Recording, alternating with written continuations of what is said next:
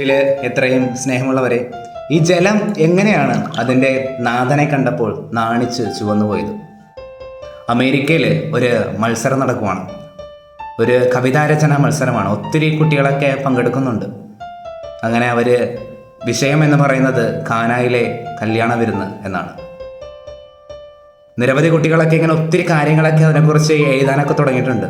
ഒരു കുട്ടി മാത്രം ഒന്നും എഴുതാൻ കഴിയാതെ അവനിങ്ങനെ സ്തംഭിച്ച് നിൽക്കുവാണ് ആ പേനയും പിടിച്ചുകൊണ്ട്. അങ്ങനെ അതിൻ്റെ സമയം കഴിയാറായി.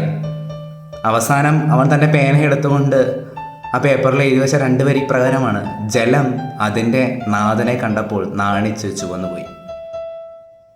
ഈ കാനായിലെ കല്യാണ വിരുന്നും നമ്മെ ഓർമ്മിപ്പിക്കുന്നത് ഇത് തന്നെയാണ്.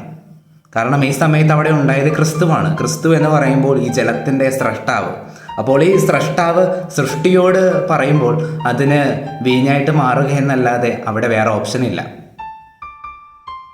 സ്നേഹമുള്ളവരെ, അപ്പോൾ ഇതിനെക്കുറിച്ച് ചിന്തിക്കുമ്പോൾ നമ്മുടെ ജീവിതവുമായിട്ട് നമുക്ക് എങ്ങനെ കണക്ട് ചെയ്യാൻ പറ്റും? ചിലപ്പോൾ നമ്മുടെ ജീവിതത്തിലൊക്കെ ഒത്തിരി പ്രശ്നങ്ങളും ഒത്തിരി കുറവുകളൊക്കെ ഉണ്ടാവും. ആ കുറവുകളെ നിറവുകളാക്കാൻ കഴിവുള്ളവനാണ് ക്രിസ്തു. ക്രിസ്തു നമ്മുടെ ജീവിതത്തിലുണ്ടെങ്കിൽ നമുക്ക് ഒരു പ്രശ്നവുമില്ല, ഒന്നിനെയും നമ്മൾ പേടിക്കേണ്ട ഒരു ആവശ്യമില്ല. കാരണം ക്രിസ്തു നമ്മോട് കൂടെയുണ്ട്. നമുക്ക് എന്തൊക്കെ പ്രശ്നമുണ്ടോ, എന്തൊക്കെ പരിഭവമുണ്ടോ, ക്രിസ്തുവിനോട് പറഞ്ഞാൽ മതി. അവനെല്ലാം അത് നമുക്ക് വേണ്ട വിധത്തിൽ ശരിയാക്കി തന്നോളും. പരിശുദ്ധ കന്യകാമറിയത്തിൻ്റെ സാന്നിധ്യം അവിടെയുണ്ട്.